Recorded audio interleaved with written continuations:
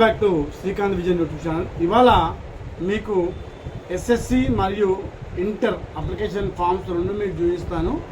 So first ఎలా check చేయాలో మీకు చూపిస్తానండి. సో మీరు ఒకవేళ ఎస్ఎస్సి అప్లికేషన్ చూద్దామని నా ట్యాబ్లో మీకు చూపిస్తాను. సో ట్యాబ్ అయితే మీకు చాలా నీట్గా ఉంటుందని జూమ్కి దానికి దీనికి.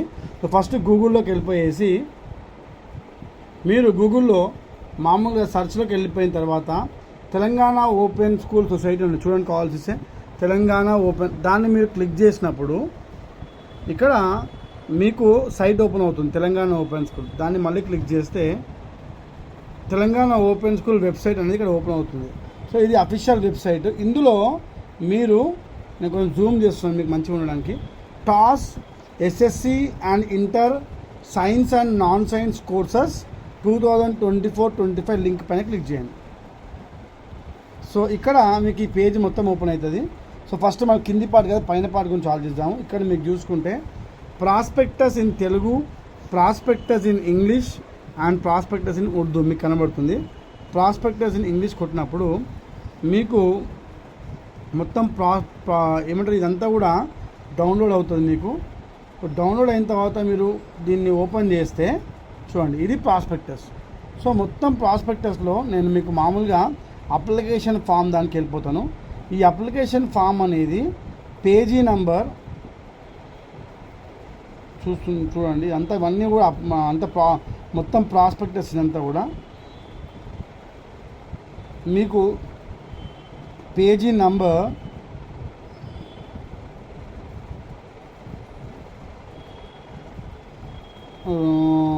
38లా చూడండి, పేజ్ నెంబర్ 38.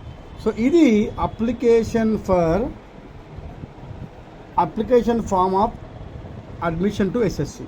సో ఇక్కడ మీకు ఇక్కడ ఉంది చూసారా, ఏఐ కోడ్. మీరు ఏ స్కూల్లో అయితే అప్లై చేస్తారో దాని కోడ్ ఇది.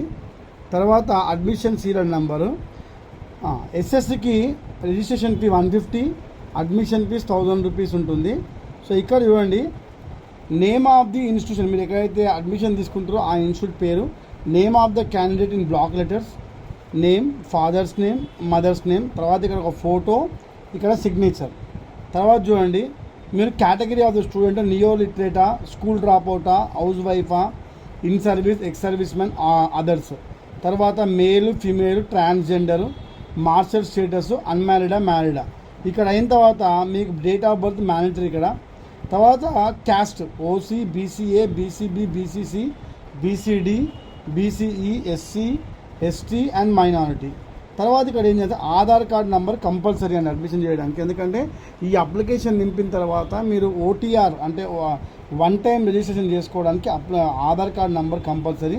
Nationality, religion, state, mother tongue, తర్వాత మీకు ఏమైనా ప్రాబ్లమ్స్ ఉన్నాయా, విజువల్లీ ఇంపార్టెంట్, డెఫ్, డమ్ అవన్నీ ఉన్నాక ఇవన్నీ ఫిలప్ చేసినాక నెక్స్ట్ పేజ్లో మీకు ఐడెంటిఫికేషన్ మార్క్స్, ఇవి మోల్స్ అంటే పుట్టుమచ్చలు, ఇవి రాసిన తర్వాత ఇక్కడ మీరు ప్రీవియస్ ఎడ్యుకేషన్ క్వాలిఫికేషన్ ఉంటే రాయండి. ఇక్కడ చాలా ఇంపార్టెంట్ ఏంటంటే గ్రూప్స్. మీకు మొత్తం 5 సబ్జెక్ట్స్ ఉంటాయండి. నేను ఆల్రెడీ ఇంతకుముందు వీడియోలో ఆ 5 సబ్జెక్ట్ ఎట్లా చూస్ చేసుకోవాలో చెప్పాను. మ్యాథమెటిక్స్ బదులు ఐఎస్సి ఉంటుంది. తర్వాత ఇక్కడ మీడియం ఆఫ్ ఇన్స్ట్రక్షన్ అంటే మీరు ఇంగ్లీష్ మీడియమా తెలుగు మీడియమా రాసుకోవాలి. ఇది పోస్టల్ అడ్రస్, పర్మనెంట్ అడ్రస్. అయిన తర్వాత ఇక్కడ మీ సిగ్నేచర్ చేసిన తర్వాత ఇక్కడ ఆ ఇన్స్టిట్యూట్ యొక్క ఏ కార్నర్ సీల్ చేస్తుంది. ఇది అప్లికేషన్ ఫామ్. ఈ ఫామ్ నింపిన తర్వాతనే ఈ ఫామ్ని ఆధారం చేసుకొని వాళ్ళు ఇది చేస్తారు. తర్వాత ఇక్కడ నెక్స్ట్ వచ్చేసి ఇంటర్మీడియట్ ఫామ్ చూడండి, కావాల్సి ఇదే వీడియోలో మీకు ఇంటర్మీడియట్ చెప్తున్నాను. ఇంటర్మీడియట్లో సేమ్ ఇన్స్టిట్యూట్ పేరు ఉంటుంది, కానీ ఇక్కడ ఎక్స్ట్రా ఏంటంటే మీ SSC hall ticket number, year of pass. ఇది అంటే ఇంటర్మీడియట్ రాసే వాళ్ళకి SSC hall ticket, year of passing ఉంటుంది. తర్వాత మళ్ళీ మీకు ఇవన్నీ సేమ్ ఉంటాయి. సో ఇక అన్నీ సేమ్, మళ్ళీ ఫామ్ మొత్తం సేమ్ ఉంటుంది.